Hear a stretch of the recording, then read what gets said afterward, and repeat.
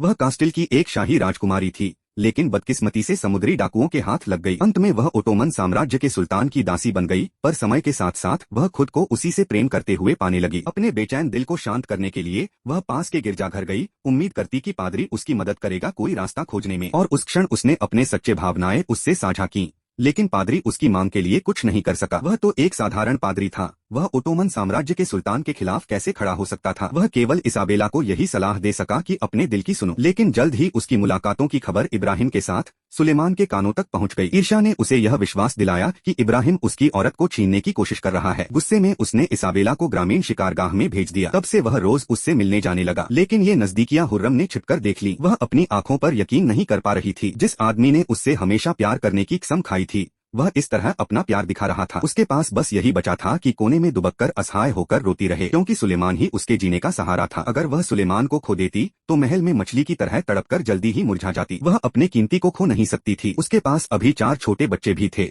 जिन्हें उसे पालना था, क्योंकि जब उसने अपने मंगेतर को छोड़ने का साहस किया था तो अब वह इसाबेला को भी अपनी दुनिया से हटाने का कोई रास्ता खोज सकती थी। तब से वह अक्सर जल्दी जल्दी सुलेमान के कक्षों में पहुंचने लगी, मानो इसाबेला और सुलेमान के बीच कुछ हुआ ही न हो। वह मधुर शब्द उसके कानों में फुसफुसाती और उसके दिल को और अधिक बांधने की कोशिश करती। वह हर दिन अपने सबसे सुंदर वस्त्र पहनती, खुद को आभूषणों से सजाती, लेकिन उसकी सारी कोशिशों के बावजूद सुलेमान के विचार अब भी उस राजकुमारी पर टिके रहते। उसने तो इसाबेला को खुश करने के लिए खुद से बना हुआ हार भी भेंट किया, लेकिन यह सब भी हुर्रम को पता चल गया। वह सुलेमान की बेवफाई अब और बर्दाश्त नहीं कर सकी, पर वह सुलेमान के खिलाफ कुछ नहीं कर सकती थी, तो उसने अपना गुस्सा इसाबेला पर उतारा। वह चुपचाप इसाबेला के कमरे में घुस गई और जोर से उससे सवाल किया कि वह उसका गहना क्यों चुराने की कोशिश कर रही है। लेकिन इसाबेला ने बात टाल दी और कहा कि उसे उस हार की कोई परवाह नहीं, वह जब चाहे हुर्रम को लौटा सकती है। आखिर वह उसके प्रतिद्वंदी का तोहफा था और वह इसे कीमती नहीं मानती। लेकिन हुर्रम ने इसाबेला का हार लेने से इनकार कर दिया। उसे विश्वास था कि एक दिन इसाबेला खुद इसे लौटाएगी। अभी उसे इसकी जरूरत नहीं थी, क्योंकि जल्द ही इसाबेला ओटोमन साम्राज्य छोड़ देगी। सुलेमान द्वारा महल के बाहर एक कैनरी रखने की खबर जल्दी ही वलीदे सुल्तान तक पहुँच गई। यह सुनकर वह बहुत प्रसन्न हुई, क्योंकि इसका मतलब था कि उसे हुर्रम को परेशान करने का एक और मौका मिल गया। वह हुर्रम को लंबे समय से नापसंद करती थी, और अगर इसाबेला हुर्रम को गिरा सकती तो यह और भी रोमांचक होता। हुर्रम के लिए हालात और कठिन बनाने के लिए